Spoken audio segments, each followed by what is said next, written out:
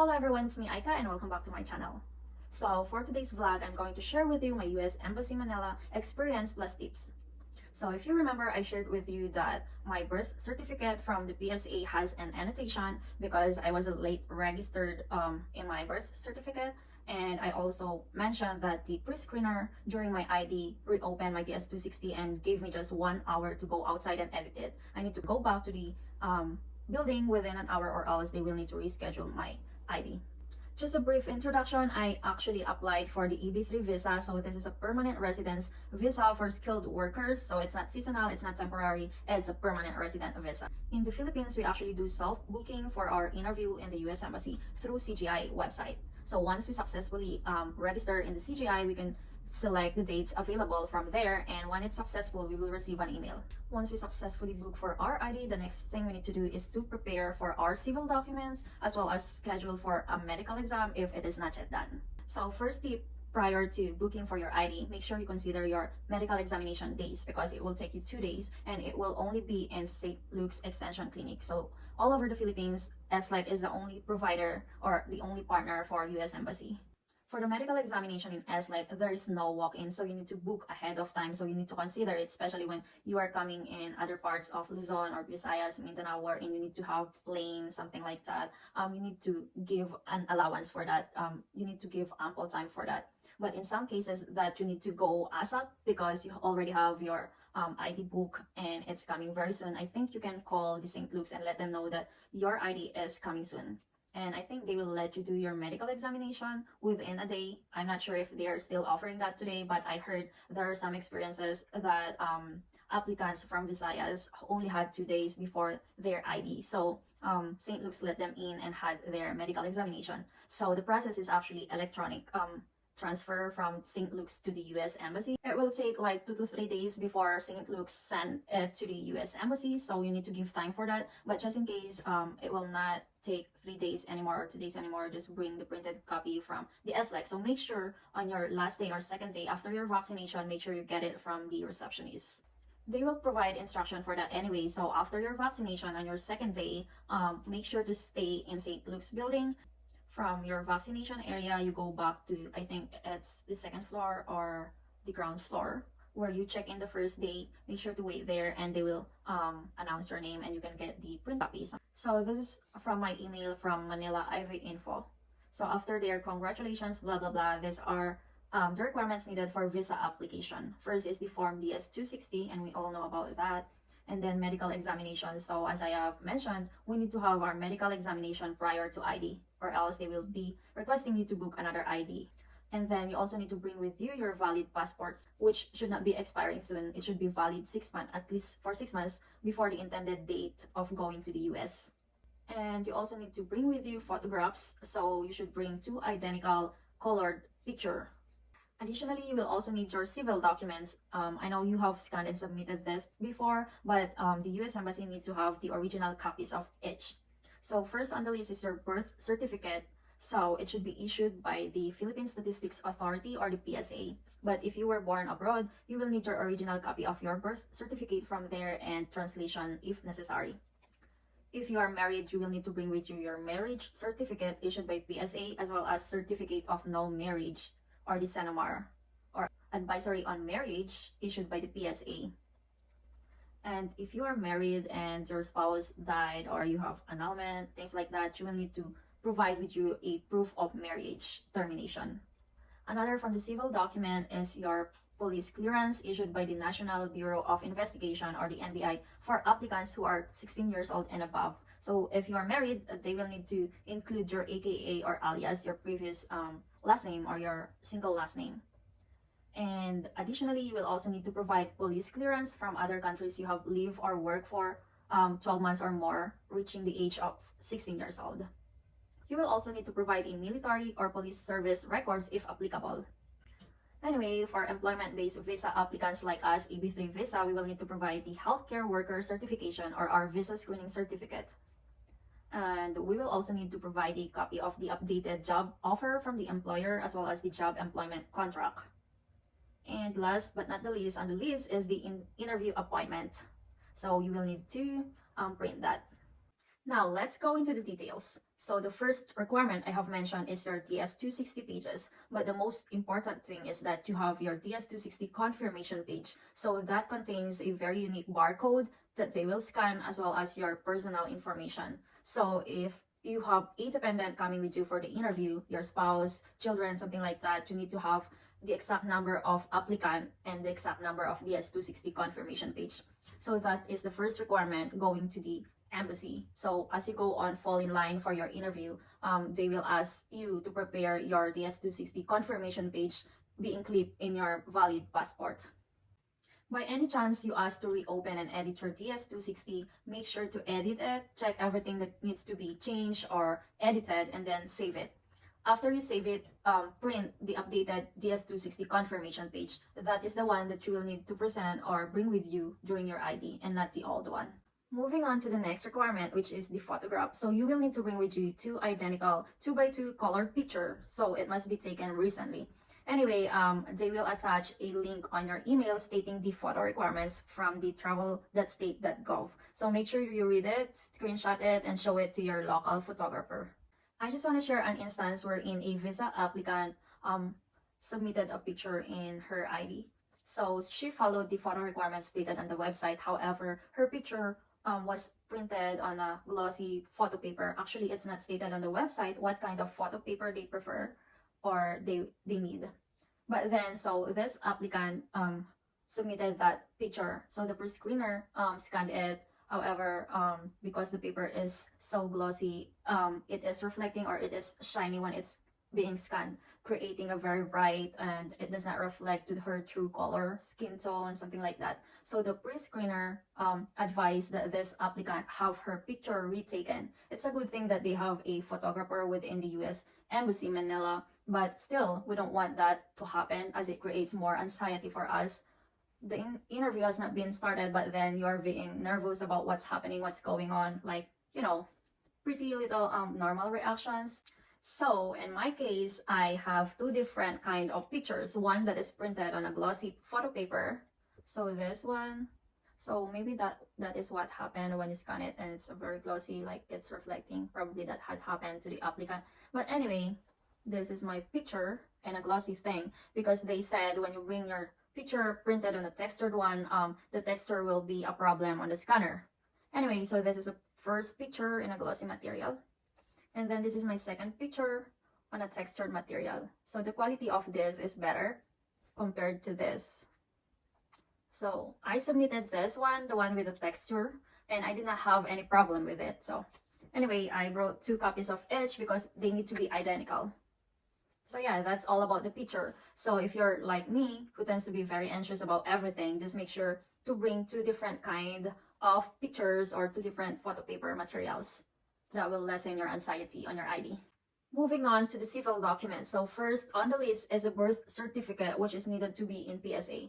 So my birth certificate has an annotation, as it was a late registry.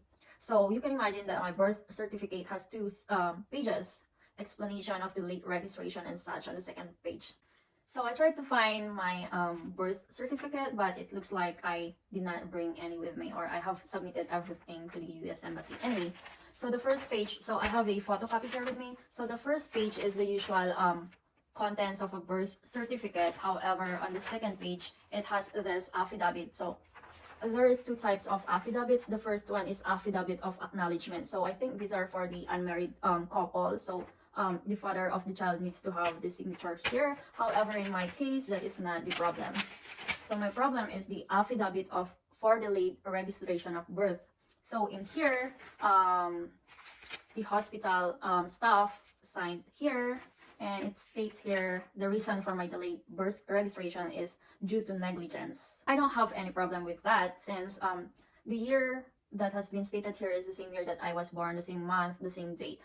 The problem is that probably a week or 4 days before my ID, I go over all the requirements, just because I have this anxiety and it goes up as the day is approaching. Anyway, I was reading and going through over all the civil documents, and I found out that my birth certificate has not been signed by the local civil registrar. So there should be 2 signatures from there on number 15A. So there is like a prepared by, so the signature of the staff who gave birth, like who assisted in birthing to my mother, to my mom. So the title, the midwife, has her signature here, so no problem with that. However, on the other side, on 15B, received at the office of local civil registrar, so the name imprint of the local registrar is there. It has been written, but there is no signature. Just like any other visa applicant, they don't want their visa, or they don't want any delay, or they don't want any bad vibes on their ID. So I went to collect more supporting documents that I was really born on the 4th of November. So the first thing I did is to request for a baptismal certificate to the archdiocese where I was baptized. I actually have a copy of this, but I have this copy, but this has been issued on 2002. I believe that was a requirement for my first communion. So just to make sure that it's going to be accepted as a supporting document by the pre-screener or by the consul, I requested for an updated one with the year 2023. So this is the one that they gave me there. So this is my certificate of baptism, and I don't want any delay. As I have mentioned, I went back to my local civil registry where my birth certificate is or has been submitted or registered. So I inquired to what can I possibly do to have my birth certificate signed, because the local registry, from the time my birth certificate was submitted, the local registry failed to sign, or probably they just overlook it. I don't know. But I went there. I wrote the photocopy of my PSA, and yeah, they have it signed, as well as they issued the certification. So I'm just gonna read this. So to whom it may concern, we certify that among others, the following facts of birth appear in our register of births on page 0075 of book number 023. So the local registrar signed this as verified. And there's also a certified true copy on my photocopy of my birth certificate. So yeah, in addition to my original PSA, I have a supporting document, my baptismal certificates, my LRC birth certificate, and certification from my civil registrar. Anyway, next on the list is another PSA certificate. This is a marriage certificate and advisory on marriage, or AOM. If you are single on your initial application or prior to migrating, and then in the middle of your application, you decided to get married or things like that, make sure that you have your marriage certificate passed to the PSA as soon as possible, because they usually have a window period that it will stay on the municipal area that you had your wedding or something like that. So make sure that your municipal office knows that you will need the PSA as soon as possible, especially when you are applying abroad, because that is the only document that is being acknowledged by the US Embassy, the PSA. So make sure to give them a heads up that you will need a PSA for your LRC marriage certificate, so they can submit it as soon as they can. Make sure that you're submitting an original PSA marriage certificate, a birth certificate, AOM, or advisory on marriage. I will show you how it looks like. I just want to share with you that I have heard again that there was an instance wherein an applicant submitted a PSA documents. All she thought is that she was submitting original PSA documents.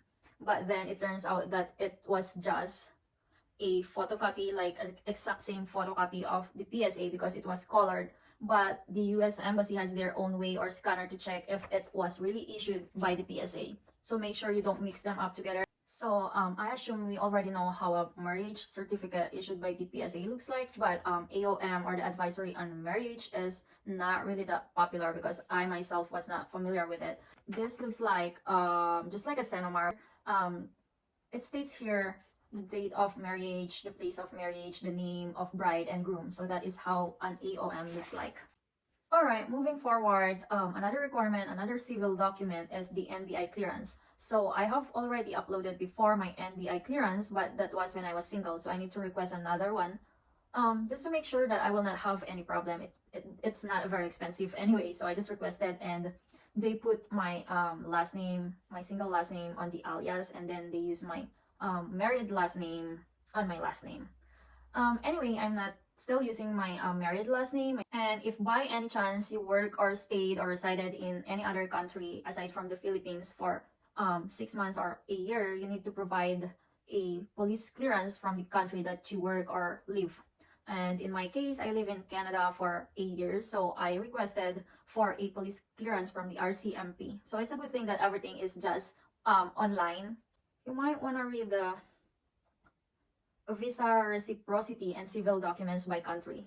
I forgot to mention that I also requested a national police clearance from the PNP just to make sure that I have all the supporting documents, just because my birth certificate is very problematic, I just want to make sure that I have all the pre-screener or the consul request. So this is my NBI and this is my police clearance from the PNP. Along with those, I also submitted or bring with me my health care worker certification or my visa screening. I also have my JO, my updated JO, but it was not the original one. They accepted my scanned copy from my employer. So overall, I have my own checklist which I printed. Here, these are the checklist of the things. Oh, it's not focusing. Anyway, I'll just read it to you. So these are the Manila US Embassy documents checklist which I made. So the documents I have with me during the ID was my DS-260 confirmation page and all other pages, NVC documentarily qualified notification, NVC expedite approval letter, I-140 approval notice, ETA or the ETA form 9089. I also have my baptismal certificate, LCR birth certificate, LCR marriage certificate, police clearance from PNP, PCC Canada biometrics, New York wall certificate, PRC Lupon, certificate of passing, board rating, photocopy of my PRC license, high school diploma, college diploma, TOR, RLE, instruction in English, IELTS, old passport, vaccination worksheet from NCLEX, immunization records, that is my record previously since I was born, COVID-19 vaccination, my resignation letter, updated COE, updated CV, photocopy of my passport, NBI recent, AOM recent, corrected notarized SO or JO. So all of those, I also have a photocopy of each, one photocopy of each. Yeah, just to make sure. And what I just mentioned are just my supporting documents, but the USEM required me to bring this DS-260, medical examination, valid passport, photographs, civil documents, which includes birth certificate from PSA, marriage certificate from PSA, certificate of no marriage or advisory on marriage, police clearance from NBI, visa screening certificate, updated job offer letter from employer, employment contract from employer, and interview appointment. That those are just the requirements required specifically by the US Embassy. But just in case there is going to be a problem from one of those civil documents or other documents, you will need to provide a supporting document. So which I have mentioned were just my supporting documents. So when I arrive in the US Embassy compound, I fall in line, me and my spouse fall in line in front of the gate, and then they will check the DS-260 confirmation page as well as the passport from there, and they will put a sticker on the passport at the back of your passport. And you will go inside the building, which is going to be a very strict entrance. Like, you will put all your belongings to a tray and you will pass a scanner, something. That is the first building, and then when you're all cleared there, you will be instructed to move to the next building, which is the main building. As per our tour, I was interviewed by the pre-screener. So my pre-screener was pre-screener number 52. So I just gave all the initial requirement stated in my email. I did not give my supporting documents just yet, so I just gave him the initial requirement. Anyway, just a brief description about my pre-screener, my PS52. He is a male, he is a Filipino and very friendly, so he is not very intimidating at all, and he made jokes like just to ease up everything. So he reviewed my DS-260 from his computer, I believe, and then he asked what did I do in Canada, why I stayed there for a year. So I've mentioned that I worked there as a live-in caregiver for a year, and he checked my DS-260 and compared it, and he did not find any employment history in Canada. So he instructed me to go outside to edit my DS-260 and make sure to save it in a span of an hour. If I fail to go back within an hour, he will need to cancel my ID and I will need to reschedule it again. I will need to go outside the embassy building because cell phones are not permitted within the compound. Like, we need to leave all our personal belongings, especially gadgets, outside the US embassy. So I paid, I think, 500 to 800 for my personal belongings taken care of on one of the vendors outside the US embassy who is trusted. Anyway, fast forward, we went outside to have it edited. So you can have them, or you can have the vendors outside edit your DS-260, but since I know how to do it, I prefer to do it on my own, because if you have them edited, you will need to pay another extra, like I think 300 to 500. But going back, I went to edit my DS-260. To be honest, I requested to have my DS-260 reopened to update the employment history. And I emailed twice, like I keep on emailing about the reopening of my DS-260, which did not happen at all. But it's okay. I went outside and have it edited and went back before an hour. But if you are going to be scheduling your visa interview or your ID, make sure that your DS-260 is updated. If you were working when you filled up your DS-260, and then on your ID or before your ID you are already unemployed, make sure you to have it edited so that you will not have any problems, or they will not ask you to edit your DS-260 outside. So we went back inside and go through all the security again, like twice. And I did not fall in line for my PS again, so I just waited right in front of his window and waited for his signal for me to go there, and I just let him know that I already edited it and saved it. So he cleared me from there, and then we proceeded to the next step, which is the fingerprinting. So I had my fingerprint in number 51, so she is very friendly. The last process is the interview. I had my interview by Consul 59, me and my spouse. So she's an Asian lady. She's very pretty. So the first thing we did was to have our oath, like, you know. And then her questions are like very simple. Who is my employer, address of my employment, just the city and state, and then offer per hour. Then she also asked me for the year of my graduation in my BSN degree, total experience as a nurse, and then she also mentioned about my work abroad, and she asked about problems with the police, which I did not have. Anyway, that is her questions to me as the principal applicant. But for my dependent, she only have one question, which is the duration of our marriage. After that, she said, "Congratulations, approved." And she returned back my visa screening certificate and my PCC from RCMP Canada.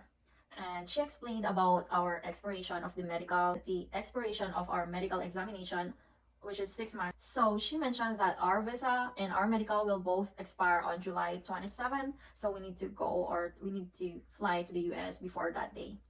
Anyway, she also mentioned about the waiting time for our visa packet, which we will receive in the mail within 1 to 2 weeks. She mentioned that we will receive an email from the courier, and we will need to pay for the delivery fee.